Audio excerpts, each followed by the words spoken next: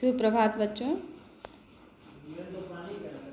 आज की कक्षा में हम लोग पाठ 2 भाग्य का फंदा की पुनरावृत्ति करेंगे। इस पाठ में आए कुछ महत्वपूर्ण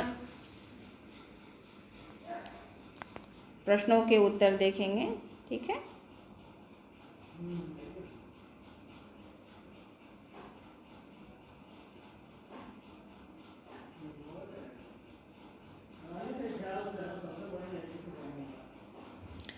सबसे पहले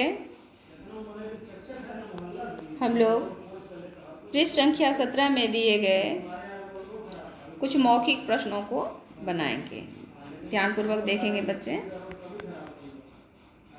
कुछ प्रश्न यहाँ दिए गए हैं। सावित्री किसकी पुत्री थी? पहला प्रश्न है, सावित्री किसकी पुत्री थी? उत्तर होगा सावित्री मद्र देश के राजा अश्वपति की पुत्री थी। ठीक है। अगला प्रश्न है, निर्धन राजकुमार का क्या नाम था? निर्धन राजकुमार का क्या नाम था? निर्धन राजकुमार का सत्यवान नाम था। सावित्री ने राजकुमारों के विवाह प्रस्ताव को क्यों अस्वीकार कर दिया?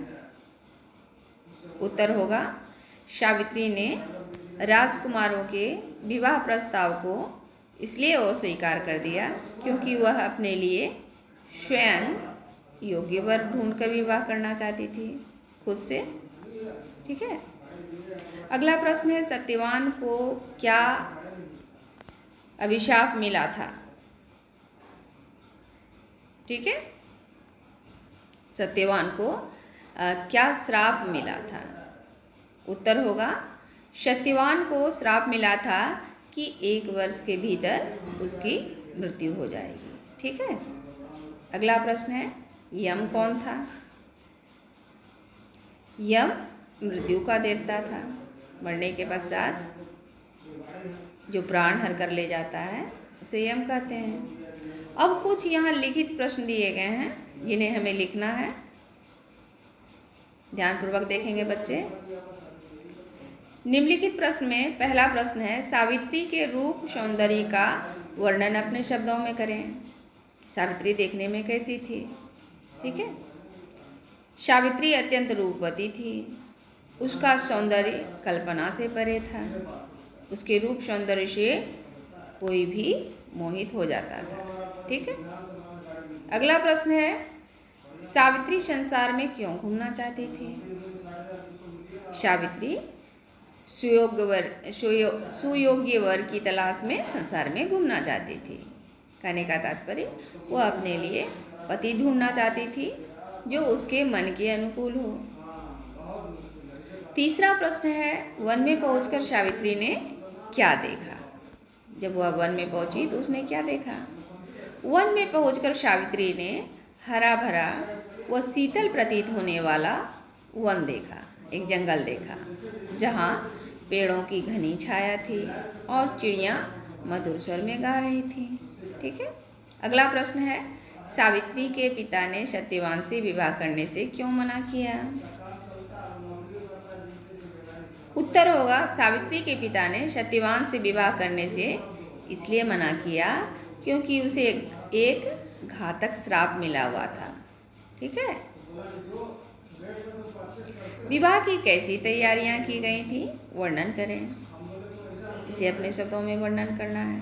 तो विवाह के अवसर पर सावित्री ने सोने के तार से बनी अद्भुत भव्य पोशाक धारण की थी और अपने काले बालों को गहरे लाल माणिक्यों से सजाया। राजकुमारी के लिए मोतियों के गुच्छों की माला बनाई गई और कानों में पन्नों के कुंडल बनाए गए। पूरे महल में श्वेत चमेली के फूल लगे थे और छोटे छोटे तारों से दीपक महल के कोने कोने में टिमटिमा रहे थे, जो अत्यंत ही आकर्षक लग रहा था। विवाह के उपरांत एक महाभोज का भी आयोजन किया गया था ताकि विवाह में सब लोग खा सके। सावित्री ने सत्यवान को कैसे बचाया? सावित्री ने योग्य पुत्र का वरदान मांगकर अपने पति सत्यवान को बचाया। ठीक है। अब यहाँ बच्चों कुछ बहुविकल्पीय प्रश्न दिए गए हैं। तो प्रत्येक प्रश्नों में 4 विकल्प दिए गए हैं। सही विकल्प पर हम लोगों को सही का निशान लगाना है। सत्यवान की मृत्यु कितने समय पश्चात होने वाली थी? पाठ्यपुस्तक में हम लोगों ने पढ़ा 1 वर्ष में। सावित्री का विवाह किसके साथ हुआ था? गरीब राजकुमार के साथ। ठीक है। सत्यवान को कौन अपने साथ ले जाना चाहता था? यम ले जाना चाहता था, यमराज, मृत्यु का देवता। यम ने सावित्री को कौन सा वरदान दिया? यम ने सावित्री को उपर्युक्त सभी वरदान दिए। ठीक है। कोष्ठक में से उचित शब्द छांटकर वाक्य पूरे करें। जो सही शब्द होगा उसे खाली स्थान में भरना है। राजा की अपार संपत्ति तो थी, पर संतान सुख नहीं था। ठीक है।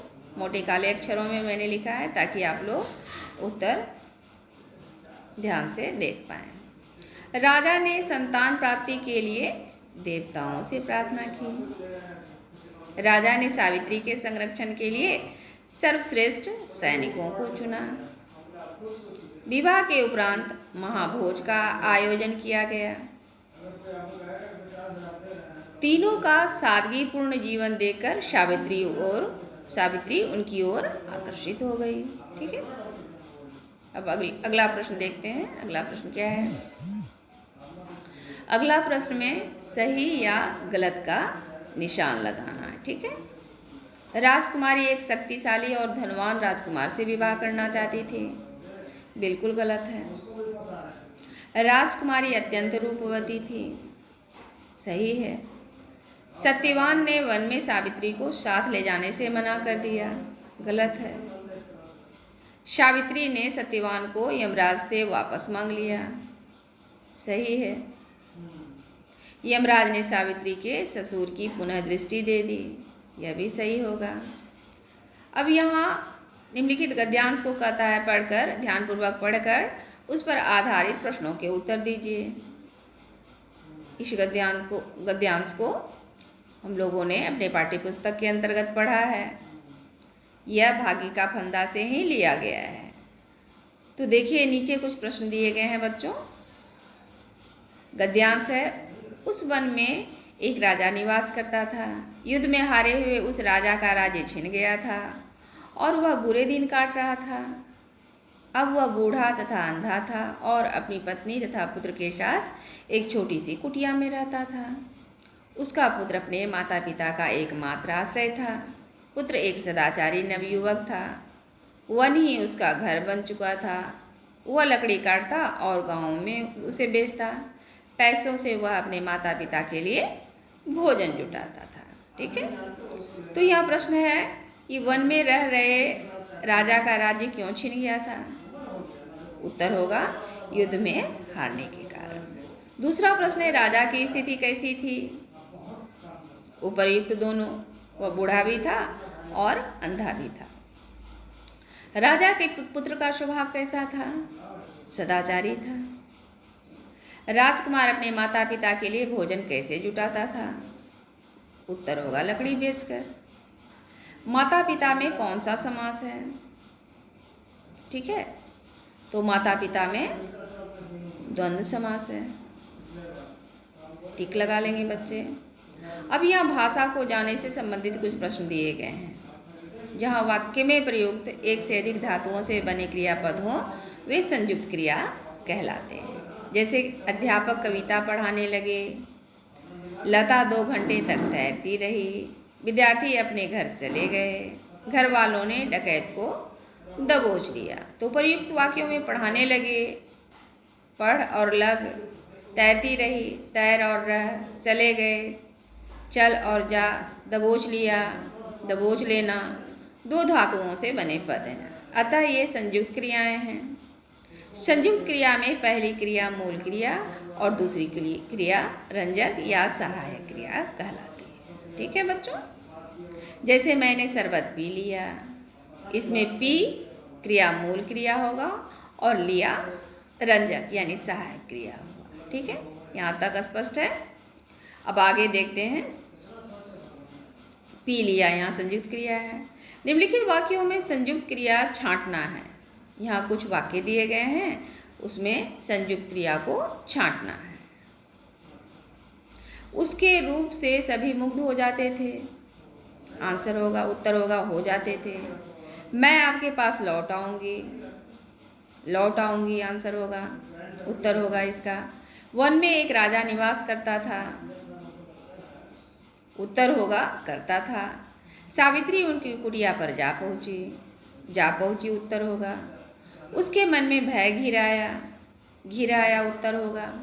ठीक है, अब 8वां प्रश्न है, संयुक्त क्रिया का प्रयोग करके 5 वाक्य लिखें। यहाँ मैंने 5 वाक्य लिखे हैं, ध्यानपूर्वक देखेंगे बच्चे। संगीता खाना खा रही है, इस वाक्य में खा रही है संयुक्त क्रिया है। मोहन दौड़ रहा है, यहाँ पर दौड़ रहा होगा। माँ खाना बना रही है, यहाँ पर बना रही है संयुक्त क्रिया है। विनीता कपड़ा धो रही है संयुक्त क्रिया है। दीपा गाना गा रही है संयुक्त क्रिया है। ठीक है, तो इस तरह पाठ 2 के अंतर्गत हम लोगों ने इतने सारे प्रश्नों के उत्तर जाने। ठीक है, अब हम लोग फिर अगली कक्षा में मिलते हैं, तब तक के लिए धन्यवाद।